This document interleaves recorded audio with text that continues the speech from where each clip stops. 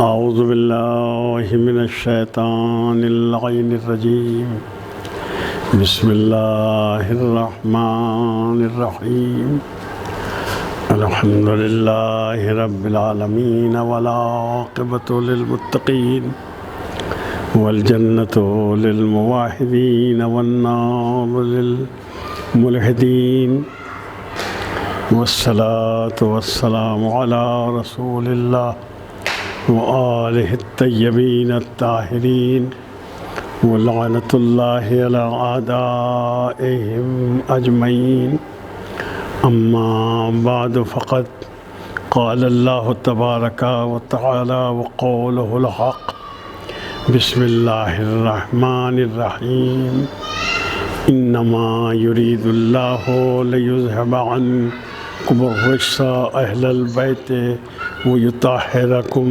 تَطْهِيرًا۔ صلوات بھیجیے محمد وعلی محمد پر۔ یہ آیت سورہ احزاب کی ہے۔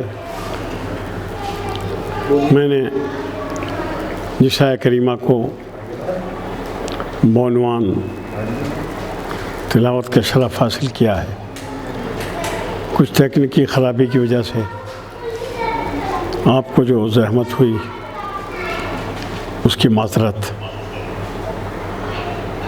طلب ہیں۔ یہ آیت تطہیر کے عنوان سے جو ہمارے تمام شیعہ اہل بیت کے درمیان اتنی ہی مشہور و معروف اور جانی پہچانی جاتی ہے جتنے خود اہل بیت ہمارے درمیان میں جانے جاتے ہیں۔ یہی وجہ ہے کہ ہمارا بچہ اس آیت کی جو اہل بیت علیہ السلام سے مناسبت ہے اسے پہچانتا ہے۔ اور اس کا ثبوت یہ ہے کہ اگر ہم اپنے اجتماعات میں، محافل میں صلوات پڑھوانا چاہیں تو آیت تطہیر کی تلاوت کر دیتے ہیں، جس سے خود بخود معاشرے میں، ہمارے اجتماعات میں درود و سلام کی خوشبوئیں پیدا ہو جاتی ہیں۔ آیت تطہیر کے سلسلے میں جو بیانات ہوتے میں تھوڑا اس سے ہٹ کے کچھ گزارشات کروں گا، اور وہ یہ کہ آیت تطہیر کا تعلق اہل بیت کے اس کردار سے ہے جس سے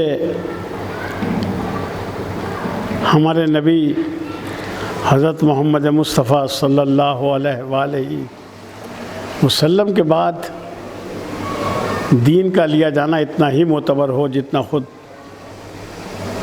سرکار گرامی کی حیات طیبہ میں۔ چونکہ ہمارے سرکار آقا نامدار جتنا پورے دین کو پہچانوانا چاہتے تھے اپنی زندگی میں، حیات مبارکہ میں، اتنا ہی اہل بیت علیہم السلام کو پہچانوانا چاہتے تھے، تاکہ سرکار کی حیات طیبہ کے بعد ان سے دین کا لیا جانا معتبر ہو، اتنا ہی مقدس ہو دین کا لیا جانا جتنا خود سرکار رسالت سے تھا۔ اس لیے آپ نے ہر موقع پر، ہر مناسبت سے، جہاں بھی جب بھی آپ کو موقع ملا آپ نے اہل بیت کا تعارف کرایا، پہچنوایا۔ بلکہ اگر یہ کہا جائے کہ جب آپ نے پہلا پیغام اس طرح دینا چاہا کہ میں تمہاری طرف نبی بنا کر بھیجا گیا ہوں، وہ پیغام بھی نبی نے علی کی وصایت و ولایت کے اعلان کے بغیر نہیں پہنچایا، تاکہ کوئی اس اندھیرے میں نہ رہ جائے کہ نبی کیا چاہتے ہیں۔ اس لیے سرکار نے یہ کام انجام دیا۔ عزیزان گرامی، اور جب بھی آپ کو کوئی ایسا موقع ملا کہ جہاں اہل بیت کو پہچانوایا جائے تو آپ نے اس موقع کو بہت اہتمام کے ساتھ پہچانوایا۔ چنانچہ یہ آیت جو آیت تطہیر کے نام سے ہے، اس میں آپ نے اس آیت کے نزول کے بعد ہر موقع پر نبی نے، سرکار نے اپنے اہل بیت کو پہچانوایا۔ جس دن یہ آیت نازل ہوئی اس دن بڑے اہتمام کے ساتھ ہمارے آقا نامدار نے اپنے دل کے ٹکڑوں کو، اپنے جگر پاروں کو ایک چادر کے نیچے جمع کیا، اور چادر کے نیچے جمع کر کے جبکہ نبی اپنے خود بی بی ام سلمہ کے گھر میں تھے، مگر ایسا نہیں کیا آپ نے، گھر کے اندر پھر الگ سے ایک چادر کی چہار دیواری کا اہتمام کیا، اور اس چادر کی چہار دیواری کے اندر نبی نے اپنے اہل بیت علیہم الصلاۃ والسلام کو جمع کیا، اور جمع کر کے بارگاہ خدا میں عرض کیا، اللہم ہؤلاء اہل بیتی، اللہ یہ میرے اہل بیت ہیں۔ یہ نبی کس کو بتا رہے تھے؟ اللہ کو کوئی بات نہیں بتائی جا سکتی، لیکن نبی اپنی امت کو بتانا چاہتے تھے یہ میرے اہل بیت ہیں۔ اس لیے عزیزان گرامی، چادر کے نیچے اس لیے آپ نے اہتمام کیا تاکہ گھر کے اندر الگ سے چادر کی ایک چہار دیواری بنائی جائے، تاکہ لوگ یہ نہ کہیں کہ جو گھر والے ہیں وہ اہل بیت ہیں، بلکہ حضور نے الگ سے ایک چادر کے اندر چہار دیواری بنا کے بتایا گھر والے نہیں، بلکہ جو اس چادر کے نیچے ہیں وہ اہل بیت ہیں، تاکہ ردائے سیدہ سلام اللہ علیہا کا وقار اور دین میں اقتدار قائم رہے کہ سچا دین یہاں سے ملے گا جہاں رسول آرام فرما رہے ہیں فاطمہ کے گھر میں۔ صلوات بھیجیے محمد و آل محمد پر، اللہم صلی علی محمد و آل محمد۔ نبی نے اہتمام کیا ہر جگہ، ہر موقع پر، جب بھی ایسا موقع ہاتھ آیا۔ اور جب یہ آیت تطہیر نازل ہو گئی تو اس کے نزول کے بعد تو آپ نے بہت اہتمام فرمایا، جگہ جگہ موقع بموقع یہ آپ نے اہتمام فرمایا کہ تاکہ اہل بیت کو پہچانوائیں، تاکہ دین کا پہچانا جانا اتنا ہی ضروری تھا جتنا کہ خود اہل بیت علیہم الصلاۃ والسلام کا پہچانا جانا تھا۔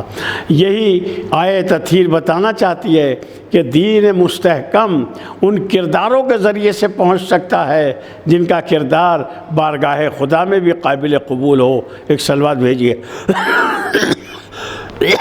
اللہم صلی علی محمد و آل محمد۔ اس آیت تطہیر کے نزول کے بعد حضور نے جو اہتمام فرمایا وہ شیعہ سنی سب کتابوں میں موجود ہے، وہ یہ تھا کہ آپ اس آیت تطہیر کے نزول کے بعد ہر روز دروازے جناب فاطمہ سلام اللہ علیہا کے گھر پہ جاتے تھے، اور جب نماز کے لیے جاتے تو آپ دروازے فاطمہ پر آتے اور آ کے یہ کہتے، الصلاۃ الصلاۃ یا اہل البیت، اور پھر آیت کی تلاوت فرماتے، انما یرید اللہ لیذھب عنکم الرجس اہل البیت ویطہرکم تطہیرا۔ اس لیے نبی یہ اہتمام کرتے تھے کہ جب بھی دروازے فاطمہ پر جاتے سلام کرتے، صحابہ بھی ساتھ ہوتے، تو نبی یہی اہتمام کرتے تھے اور بتاتے تھے کہ میرے بعد اگر امت کہیں اسے ضرورت پیش آئے تو وہ دروازہ یہ ہے جس پر میں بھی آتا ہوں، لہذا میرے بعد امت تاکہ ادھر ادھر گمراہی کا شکار نہ ہو، ادھر ادھر نہ جائے، صرف اس دروازے کے اوپر آئے۔ نبی نے یہ اہتمام اپنی حیات طیبہ میں بہت شدت کے ساتھ، ضرورت کے ساتھ اس عمل کو انجام دیا۔ چنانچہ ہم دیکھتے ہیں تاریخوں میں سب جگہ یہ ہمیں ملتا ہے کہ جب بھی کوئی موقع ہوتا، سرکار دروازہ حضرت سیدہ سلام اللہ علیہ پر تشریف لاتے تھے اور یہ بتاتے تھے کہ یہ وہ گھر ہے جس کے اوپر میں بھی آتا ہوں، لہذا میرے بعد امت کو اسی دروازے پر آنا چاہیے تاکہ انہیں صحیح دین انہیں مل سکے، صحیح دین ان تک پہنچ سکے۔ یہ نبی کا خاص بڑا اہتمام تھا اور نبی نے اس کے لیے بہت اہتمام کیا تھا۔ آپ توجہ فرمائیں گے تو تاریخ ہمیں یہ بات بتائے گی کہ سرکار کی نے اپنی حیات طیبہ میں جب بھی کوئی ایسا موقع آتا تھا، وہ نبی دروازہ فاطمہ کے اوپر آتے اور آنے کے بعد جناب فاطمہ سے کہتے، بیٹی تم پر اللہ کا بھی سلام ہے، نبی کا بھی سلام ہے، اور ساری سلامتی ہی سلامتی ہے تمہارا گھر۔ اس لیے حضور یہ اہتمام کرتے تھے۔ ہمیں ملتا ہے روایات میں کہ نبی نے یہ امت کو حکم دیا کہ وہ دروازے فاطمہ پر جائے تاکہ اسے صحیح دین مل سکے۔ اب ہمیں یہ بات بتانے کے لیے ضروری ہے کہ ہم یہ بات امت کو بتائیں، امت مسلمہ کو بتائیں کہ نبی نے کس طریقے سے دروازہ فاطمہ کا احترام بھی کیا، اس پر اہتمام بھی کیا۔ چنانچہ یہ بات روز روشن کی طرح واضح ہے کہ نبی دروازہ فاطمہ پر آتے اور حضور جناب سیدہ فاطمہ سلام اللہ علیہا کے دروازے پر آ کر امت کو بتاتے تھے، متوجہ کرتے تھے کہ میرے بعد اگر تمہیں ضرورت پیش آئے گی تو وہ گھر یہی گھر ہے جو فاطمہ کا گھر ہے۔ چنانچہ آپ برابر امت کو متوجہ کرتے رہے۔ کس طرح سے متوجہ کیا؟ کبھی آیے تطہیر کے ذریعے، کبھی اور دوسری آیات کے ذریعے نبی متوجہ فرماتے رہے اس بات کو کہ یہ سیدہ کا گھر وہ گھر ہے، جب بھی دین کو ضرورت پڑے گی تو یہیں سے دین کی مدد کرنے والے اسی گھر سے برآمد ہوں گے، چاہے وہ مباہلے کا موقع ہو، چاہے وہ کوئی اور موقع ہو۔ دین فاطمہ ہی کی اولاد کام آئی دین کے۔ نبی نے جیسا کہ امت کو اس کی طرف اشارہ کیا تھا، ہم یہ جانتے ہیں، یہ بات ہمیں معلوم ہے کہ نبی نے کس طریقے سے یہ اہتمام فرمایا کہ آپ یہ موقع بموقع یہ فرماتے رہے۔ چنانچہ دیکھیے بہت اہم چیز جس کو آپ بہت غور سے سماعت کریں گے تو آپ کو خود اس کا موقع و محل سمجھ میں آ جائے گا کہ سرکار نے کیا کیا طریقے اس کے لیے استعمال کیے۔ پہلا سب سے زیادہ طریقہ تو یہی تھا کہ خود اہل بیت کو پہچنوانا، کبھی کاندھے پر بٹھانا، کبھی ان کو گودی میں بٹھانا، اور سرکار اپنی گود میں اتنا قریب کر کے لے جانا چاہتے تھے کہ کبھی دائیں مولا کائنات ہوتے، بائیں طرف جناب فاطمہ ہوتی اور گود میں حسن حسین کو بٹھا لیتے۔ گویا نبی بتانا چاہتے تھے جو میری حیات طیبہ میں مجھ سے قریب ہیں اور اس سے زیادہ اور قریب ہونا ممکن نہیں تھا، اس لیے نبی ان کو قریب کر کے امت کو یہ درس دینا چاہتے تھے، یہی میرے اقربا ہیں، یہی میرے اہل بیت ہیں۔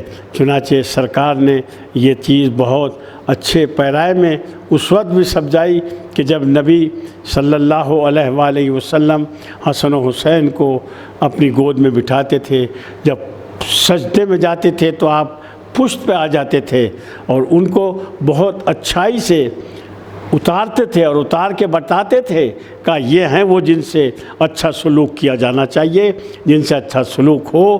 چنانچہ حضور سرور کائنات صلی اللہ علیہ وآلہ وسلم نے اس وقت بڑا اہتمام فرمایا کہ جب یہ ارشاد ہوا کہ فاطمہ میرا حصہ ہے، حسن و حسین مجھ سے ہیں، اور جس نے ان کو اذیت پہنچائی اس نے مجھے اذیت پہنچائی۔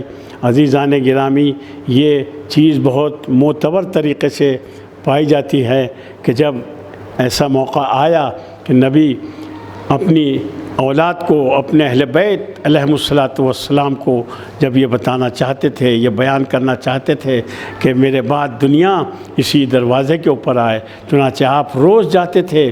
اگر امت بالکل بے ہنگم ہوتی، اسے کوئی شعور بھی نہ ہوتا، تو اسے یہ سمجھنا میں کوئی دیر نہیں لگنی چاہیے تھی کہ نبی جس در پہ روزانہ آتے ہیں ہمیں بھی اس در کے اوپر ادب اور احترام کے ساتھ جانا چاہیے۔ چنانچہ یہ بات ہمیں معلوم ہے کہ جناب پیغمبر اسلام صلی اللہ علیہ وآلہ وسلم کتنی اہتمام فرماتے تھے اس دروازے پر آنے کا، اور کتنا امت کو یہ بتانا چاہتے تھے کہ کیسے آنا چاہیے۔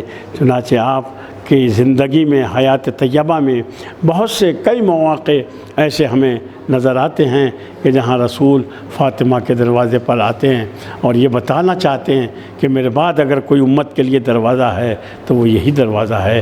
چنانچہ فاطمہ سلام اللہ علیہا کے سلسلے سے یہ روایات بہت آسانی سے ہمیں مل جاتی ہیں کہ جب نبی کے اہل بیت علیہ الصلوۃ والسلام کو پہچانوانا چاہا تو نبی نے یہ ارشاد بھی فرمائے اور عملی شکل میں بھی نبی نے پہچانوانا چاہا کہ میرے بعد میرے اہل بیت ہی سے تمہیں دین لینا چاہیے، اور دین لینا پاک و پاکیزہ دین، معتبر دین انہی سے میرے بعد ملے گا، اور اس صحیح دین کی قدر و قیمت اسی گھر سے ہو سکتی ہے۔ چنانچہ جب دین پر وقت پڑا اسی گھر سے دین بچانے کے لیے نکلے اور گئے اور دین بچایا، چاہے وہ کوئی سا موقع بھی ہو۔ اور اب یہ ماہ محرم یہ اسی دین کی ایک حفاظت کا باب ہے محرم، جہاں رسول امت کے لیے رہنمائی کر کے گئے تھے کہ میرے بعد تم یہاں آنا اور یہاں سے اس دین کو بچانے کے لیے نکلے گا، جو اس گھر کا ساتھ دے گا، جو اس گھر کی عزت کرے گا، وہی بعد نبی اور بعد اہل بیت اس گھر سے کرامتیں حاصل کرے گا، عزت حاصل کرے گا، اور اس کو چاہیے کہ وہ یہ سمجھے۔ چنانچہ ہمیں یہ بات سمجھنا چاہیے کہ نبی جب بھی آتے ہیں دروازہ فاطمہ پر آ کر سلام کرتے ہیں اور بتانا چاہتے ہیں امت کو، یہ درس دینا چاہتے ہیں، یہ سبق دینا چاہتے ہیں کہ میرے بعد یہی ہیں جن سے تمہیں دین لینا چاہیے، اور انہی سے میرے بعد دین لیا جا سکتا ہے۔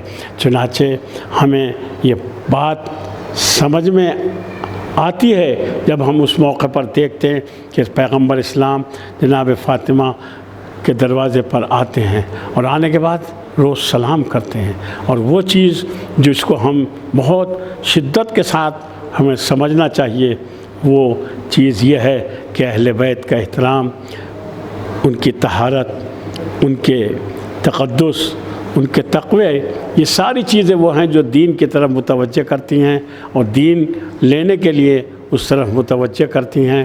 اس لیے عزیزان گرامی، اب میں آج چونکہ تھوڑا سا کچھ اس میں مجلس میں ٹیکنیکی خرابی کی وجہ سے خلل بھی واقع ہوا، تو آئے تطہیر ہمیں اہل بیت کو پہچانوانے کے لیے بہت واضح اور بہت زیادہ ایسا ثبوت ہے کہ جس سے اہل بیت علیہ السلام کا وقار یہ ہمیشہ قیامت تک کے لیے سمجھا جاتا رہے گا۔ عزیزان گرامی، اہل بیت علیہ السلام نے جس طریقے سے نبی کے بعد دین کو بچایا اور دین کو باقی رکھا، وہ اسی گھر کے سے نکلے دین کو بچانے والے، جہاں نبی روز آ کے امت کو بتاتے تھے کہ یہ وہ گھر ہے جہاں مجھے بھی سکون ملتا ہے، لہٰذا محبان اہل بیت کے لیے بھی یہی گھر ہے جہاں سکون ملے گا۔ مگر میرے عزیزو، اس گھر کی قدر و قیمت نہ پہچانی جا سکی، اور نبی نے جس چیز کو پہچانوایا تھا وہ چیز امت نہ سمجھ سکی، یا خود فریبی کا شکار ہوئی یا مفاد پرستی کا شکار ہوئی، اور اہل بیت علیہ السلام کو تنہا کرنے کی کوشش کی گئی۔ وہی ثبوت تھا کربلا کے میدان میں میرے عزیزو۔ کل 72 جو مشہور طریقے سے کہا جاتا ہے، وہ کربلا کے میدان میں حضرت سید الشہداء امام حسین علیہ السلام کے ساتھ کربلا میں 72 آئے۔ 72 کس طریقے سے آئے میرے عزیزو؟ 72 حسین نے خطبے بھی دیے، امام حسین نے دعوت بھی دی، آؤ تم میرے ساتھ آؤ، چلو میں دین بچانے کے لیے جا رہا ہوں۔ لیکن ان کی بات اتنی آسان نہیں تھی جو امت سمجھ سکتی، جسے امت پہچان سکتی۔ جبکہ امت کے پاس نہ وہ جوش تھا نہ وہ خروش تھا، بلکہ مفاد پرستیاں تھیں۔ چنانچہ سید الشہداء امام حسین علیہ السلام نے یہ کیا کہ مدینے سے نکلے۔ کیوں نکلے؟ کسی نے نکالا انہیں؟ نہیں، انہوں نے خود یہ سمجھا کہ نانا ہمارے جو ہمیں پہچنوا کر گئے تھے، جس دروازے کا شرف بتا کے گئے تھے، اسی دروازے کو، عظمت کو بچانے کے لیے اور بتانے کے لیے حضرت سید الشہداء نے، امام حسین نے اپنے گھر کو چھوڑا، مدینے کو چھوڑا۔ اور مدینہ چھوڑا تو حسین کس طرح مدینہ چھوڑتے ہیں، نانا کی قبر پر آتے ہیں، بار بار آتے ہیں اور آ کے کہتے ہیں نانا میں جا رہا ہوں۔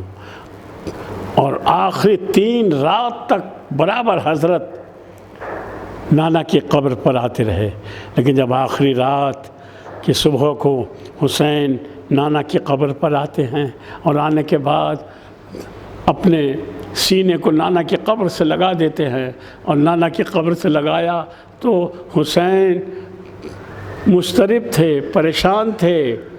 لکھا ہے علماء نے، سید العلماء نے لکھا ہے کہ حسین شب عاشور اور صبح عاشور اس قدر مضطرب نہ تھے جتنے مضطرب آپ اس صبح کو ہوں گے جس رات کو مدینہ چھوڑنے والے تھے۔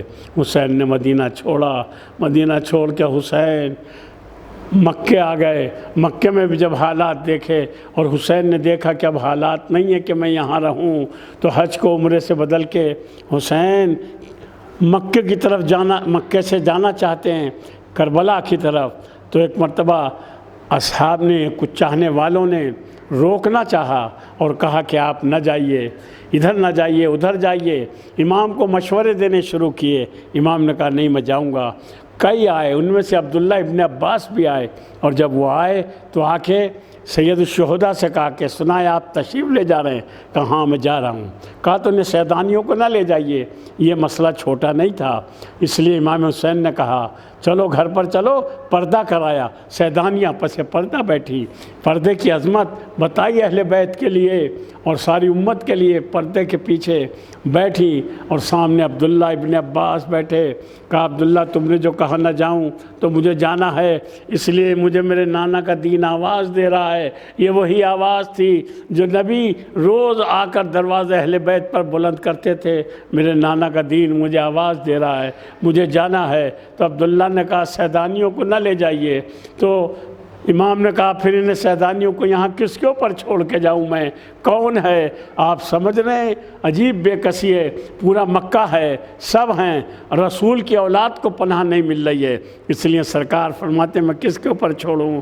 تو ایک مرتبہ جیسی عبداللہ نے کہا سیدانیوں کو نہ لے جائیے، جناب زینب نے پردے کے پیچھے سے آواز دی عبداللہ جاؤ، یہ تمہارے سمجھنے کی باتیں نہیں ہیں، یہ ہمارے نانا کا دین ہے، یہ ہمارے نانا کی وصیتیں ہیں، یہ تمہارے سمجھنے کی بات نہیں ہے۔ تم میرے بھائی کو کیا تعلیم دے رہے ہو؟ کیا حسین زینب کو چھوڑ دیں؟